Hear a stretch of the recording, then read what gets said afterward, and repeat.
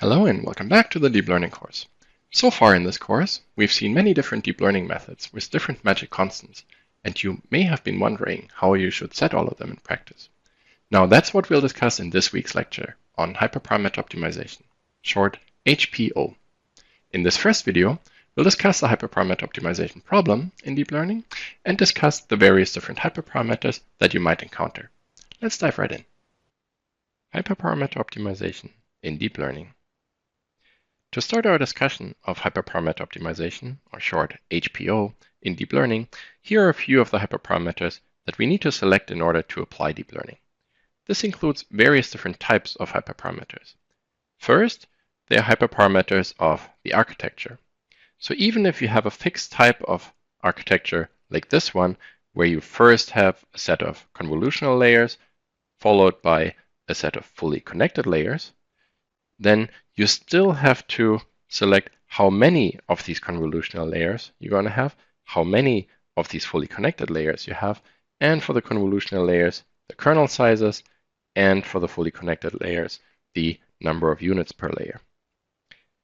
And then there's also many different hyperparameters in the training pipeline concerning optimization and regularization. So regarding optimization, you can choose between different SGD variants, such as standard SGD or ADAM or RMS-prop. And you have to set the learning rate, or in general, the learning rate schedule, and then whether to use momentum or not. And if you use momentum, then you have to set the momentum hyperparameter. And then the batch size is also very important for optimization. And finally, for the regularization part, there is hyperparameters such as dropout rates at the various different layers, weight decay, data augmentation, and so on. And so all in all, you easily end up with something like 20 to 50 design decisions that you need to make in order to actually apply deep learning. Let's now have a quick look at the formal definition of the hyperparameter optimization problem. We'll denote the hyperparameters of a machine learning algorithm by boldface theta. And we use boldface here to denote that we're dealing with a vector. And the domain of the hyperparameters will be capital theta. So that's also a boldface because it's a vector of domains, one for each of the hyperparameters. And then we'll have a data set that we'll denote here with d sub opt. And we'll split that into a training and a validation set. And of course, there's also a test part, but that is not being looked at during the optimization process itself, only afterwards for evaluation purposes.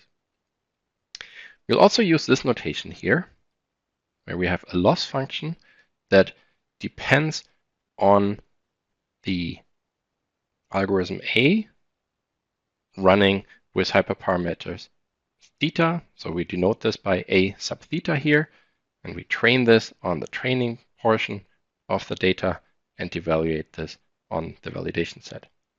And the hyperparameter optimization problem is then simply to find a hyperparameter setting theta star that minimizes this loss function. There are different types of hyperparameters that we can consider. Firstly, there are numerical hyperparameters. So this includes continuous hyperparameters, such as the learning rate, and integer hyperparameters, such as the number of layers. And secondly, there are also categorical hyperparameters. This includes the special case of Boolean hyperparameters. For example, do we turn on or off dropout? And if you turn it on, then you have to set the dropout rate. And it also includes the general case of categorical parameters, hyperparameters, where you have more than two options, but still a finite domain. So finite domain, and there's no order.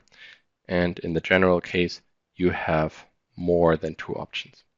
So this can include, for example, the choice of optimizer, such as RMS-prop or ADAM or SGD.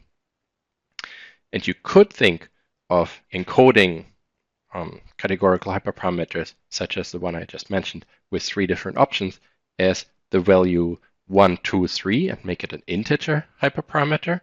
But that encoding would implicitly assume that hyperparameter setting 1 is closer to hyperparameter setting 2, then hyperparameter setting 1 is to hyperparameter setting 3.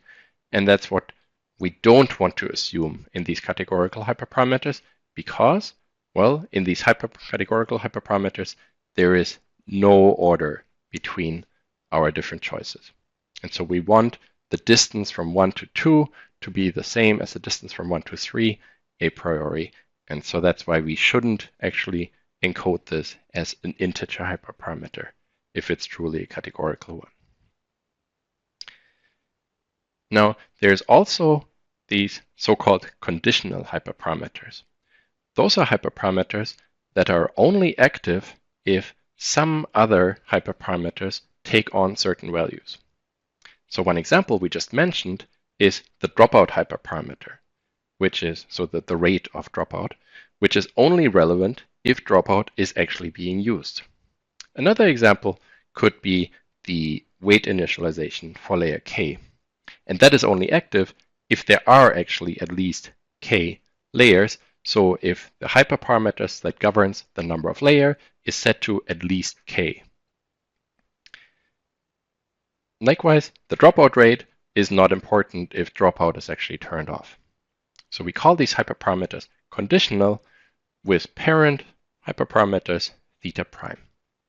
And you could, of course, always choose to ignore this conditionality, but if you exploit it, then this can actually simplify the problem a lot because the effective dimensionality of your optimization space becomes much smaller through exploiting this conditionality. One important property in hyperparameter optimization is that different hyperparameters naturally lay on different scales. For example, the learning rate naturally lays on a logarithmic scale. So, for example, if you have a lower bound of 10 to the minus 5 and an upper bound of 10 to the 0, then you would naturally discretize this learning rate to this 10 to the minus 5, 10 to the minus 4, 10 to the minus 3, 10 to the minus 2, 10 to the minus 1, 10 to the 0, rather than something like 10 to the minus 5, 0.2, 0.4, 0.6, 0.8, and 1, which you would do if you treated this on a uniform scale. So we don't want to do this, but we want to do this. We want to actually discretize this uniformly on a log scale. So a good rule of thumb is that you would want to transform the space such that you would want to sample uniformly from the transformed space.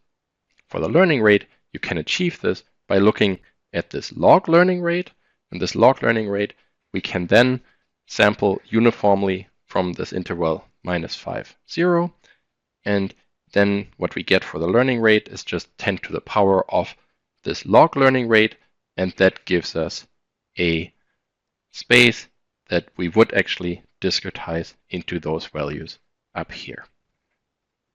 All right, that brings us to the end of this video. And as always, I'd like to leave you with some questions. So I encourage you to pause the video and think about them to activate the material. Thank you, and I'll see you in the next video.